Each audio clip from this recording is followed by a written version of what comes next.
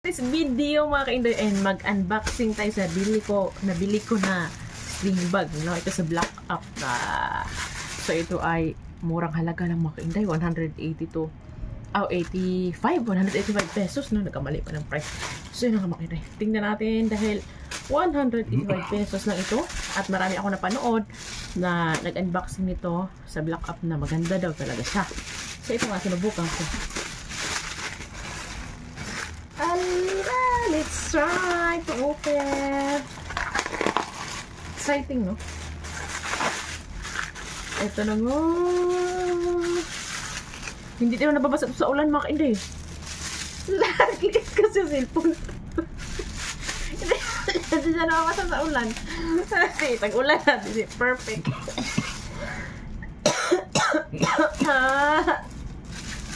Ang galing ng packaging ah. Tapos may dust bag pa siya. Nakakalain mo may dust bag.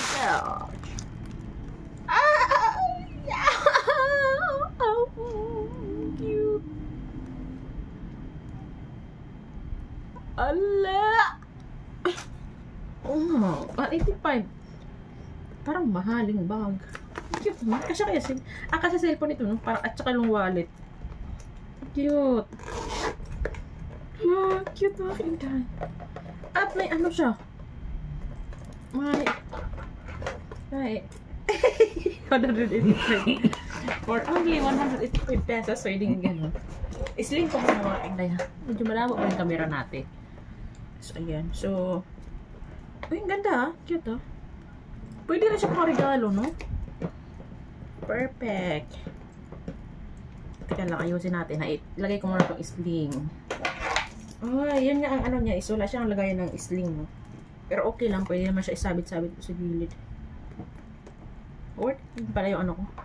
Worth it din pala yung 185 pesos ko. Akala ko parang wallet lang yung size niya kasi ang 185. Ay, ang cute. Oh. Ang cute. Ah, perfect.